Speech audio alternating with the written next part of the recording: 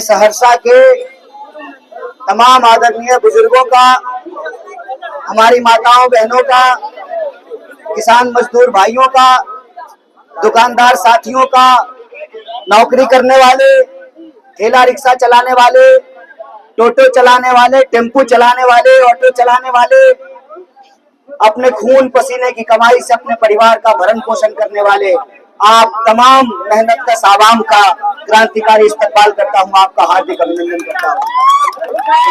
दोस्तों, आज हमारी यात्रा बिहार के छात्रों और नौजवानों की यात्रा सुभाष चौक से निकलकर विभिन्न गलियों, नुक्कड़ों और चौराहों से होते हुए अमन चौक पर पहुंचा है। और आप देख सकते हैं कि ये यात्रा हमको क्यों निकालनी पड़ी है। ये यात्रा हमको इसलिए निकालनी पड़ी है कि इस प्रदेश के नौजवानों के हाथों में बेरोजगारी की बेड़ियां जकड़ी हुई हैं। मैं आपको बताना चाहता हूं कि ये वो नौजवान हैं जो अपने पसीने से, अपनी मेहनत से, अपनी लगन से सरकार के द्वारा निकाली गई भर्ती उसको पूरा किया। इनका फिजिकल हुआ, ये फिजिकल पास किए, इनका मेडिकल हुआ, ये मेडिकल पास किए, इनकी परीक्षा हो गई और जब ज्वाइनिंग लेटर देने की बात आई तो सरकार ने अचानक से इनकी ज्वाइनिंग बंद कर दी और सरकार ने कहा कि हम नई योजना लेकर के आए हैं। इसके चलते 1.5 लाख से ज्यादा नौजवान दर दर भटक रहे हैं, अपने ज्वाइनिंग का इंतजार कर रहे हैं। उस परीक्षा में 64 लाख नौजवानों ने आवेदन किया, एग्जाम दिया, फिजिकल और मेडिकल टेस्ट दिया, जिसमें 1.5 लाख लोगों का सिलेक्शन हुआ, लेकिन एक भी नौजवान को आज तक ज्वाइनिंग लेटर नहीं मिला है। और ये सिर्फ एक विभाग की बात नहीं है। अगर आप केंद्र सरकार में खाली रिक्त पदों की बात करेंगे तो 10 लाख से ज्यादा पद खाली पड़े हुए हैं। कोई ऐसा डिपार्टमेंट नहीं है जहां पर रिक्तियां नहीं है। लेकिन जब नौजवानों को नौकरी देने की बात आती है तो सरकार बहाने बनाना शुरू कर देती है। इनके ज्वाइनिंग के बारे में जब सरकार से इन लोगों ने पूछा तो सरकार ने कहा कि कोरोना की वजह से आपको ज्वाइनिंग नहीं दे पाए। हाय रे राम, कोरोना की वजह से इनको ज्वाइनिंग नहीं दिया, लेकिन कोरोना के बीच में रैलियां हुई, आदरणीय मोदी जी के मन की बात हुई, वास्को डिगामा की तरह दुनिया का वो चक्कर लगाते रहे, चुनाव हुए, सरकारें बनी, अब फिर से चुनाव होने को है, लेकिन 5 साल से ये ज्वाइनिंग लेटर का इंतजार कर रहे हैं। साथियों, ये परिस्थिति सिर्फ नौजवान के साथ नहीं है। आप बिहार के विद्यार्थियों की हालत देखिए। बिहार सरकार ने अपने आंकड़े में कहा कि 60% लोगों के पास भी ग्रेजुएशन की डिग्री नहीं है। सरकार बड़े बड़े दावे करती है, सरकार कहती है कि डबल इंजन की सरकार है।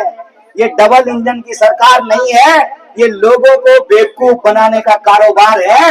और ये कारोबार लोगों के बीच में नफरत फैला करके ये चलाते हैं। इंसान को इंसान से लड़ाते हैं, इस टोले के लोगों को उस टोले से, इस मोहल्ले के लोगों को उस मोहल्ले से, पहचान के आधार पर इंसान को लड़ा करके समाज की एकता को तोड़ते हैं और इस संपत्ति को लूट करके अपने दोस्तों का खजाना भरते हैं। यह जो शोषण इन नौजवानों ने यात्रा निकाली है और कांग्रेस पार्टी का यूथ विंग और स्टूडेंट विंग इनके नेतृत्व में कदम से कदम मिला करके इनके साथ चल रहा है।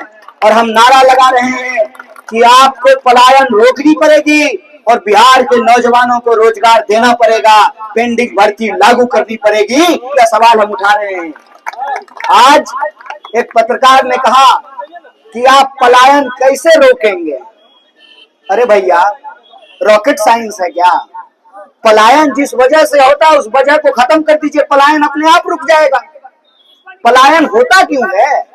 पलायन इसलिए होता है कि लोग चाहते हैं अच्छी तालीम हासिल करना, लोग पढ़ने के लिए पलायन करते हैं, लोग अच्छा इलाज चाहते हैं, लोग स्वास्थ्य सेवाओं के लिए पलायन करते हैं, लोग रोजगार और नौकरी के लिए पलायन करते हैं। मेहनत मजदूरी जब नहीं मिलती है यहाँ पर तो दूसरे राज्यों में जाकर के काम करते हैं। लोग कानून व्यवस्था की कमी के चलते पलायन करते हैं। आप कानून व्यवस्था दुरुस्त कर दीजिए, शिक्षा और तालीम की स्थिति बेहतर कर दीजिए, अस्पताल अच्छे बना दीजिए, अपने आप लोग घर बार जा करके, घर छोड़ करके दूसरे जगह काम कारोबार करने के लिए मजबूर नहीं होंगे। इसमें कोई गणित है क्या? ये सीधी सी बात है, लेकिन ये सीधी बात इनको समझ में नहीं आती। जब सरकारों को बकवास करने की आदत लग जाए, इंसान के बीच में नफरत फैलाने की आदत लग जाए, समाज में फूट डालने की आदत लग जाए, तो सरकार को ये नहीं पता चलता है कि नौकरी कैसे दी जा सकती है, शिक्षा व्यवस्था कैसे बेहतर की जा सकती है, सड़कें सुंदर कैसे बनाई जा सकती है, बिहार के नौजवानों के हाथ में बिहार का भविष्य कैसे सौंपा जा सकता है, यह सरकार को समझ में नहीं आता है। और जब सरकार नहीं समझती है तो मैं आपको याद दिला दूं, 200 साल के अंग्रेजों के शासन के खिलाफ कांग्रेस पार्टी संघर्ष का एक मंच बनी, और जो प्रभावित लोग थे भारत के, चाहे वो किसान हो, मजदूर हो, नौजवान हो, हिंदू हो, मुसलमान हो, मिलकर के जब उन्होंने संघर्ष किया तो अंग्रेजी हुकूमत गई, संविधान का शासन आया, महल और झोपड़ी का वोट बराबर हुआ। डॉक्टर बाबा साहब भीमराव अम्बेडकर, मौलाना अबुल कलाम आजाद, महात्मा गांधी और नेहरू के देश में संभव हो पाया। इसीलिए आज हम सहरसा की इस महान भूमि के लोगों से अपील करना चाहते हैं। कई लोग आज रास्ते में जुलूस में कह रहे थे कि जो है जनक की भूमि है, ये भूमि है जहां मंडन मिश्र ने शंकराचार्य को शास्त्रार्थ में परास्त किया था। मंदिर, मस्जिद, गुरुद्वारा, चर्च, मजार, तमाम धर्म और जाति के लोग इस सहरसा में रहते हैं। इस सहरसा की महान भूमि के लोगों से हम अपील करते हैं, अगर आपको भी लगता है कि आपको दिहाड़ी नहीं मिल रही है, आपको भी लगता है कि आपको रोजगार नहीं मिल रहा है, दुकानदारों को लगता है कि उनको जीएसटी उनसे ज्यादा वसूली जा रही है, ड्राइवर को लगता है कि उसको ठीक से वेतन नहीं मिल रहा है, पढ़ने लिखने के बावजूद नौजवानों को लगता है कि हमको नौकरी नहीं मिल रही है, महिलाओं को लगता है कि हमको सुरक्षा नहीं मिल रही है, तो हम आपसे यही कहने आए हैं कि आइए हमारे साथ चलिए। हम बिहार बनाने के लिए निकले हैं, संविधान बचाने के लिए निकले हैं, नौकरी दिलाने के लिए निकले हैं, महंगाई घटाने के लिए निकले हैं, भ्रष्टाचार मिटाने के लिए निकले हैं। आप हमारे साथ चलिए, आपके आशीर्वाद और दुआ से यह संघर्ष हम जरूर जीतेंगे। और युवाओं ने यह हुंकार किया है।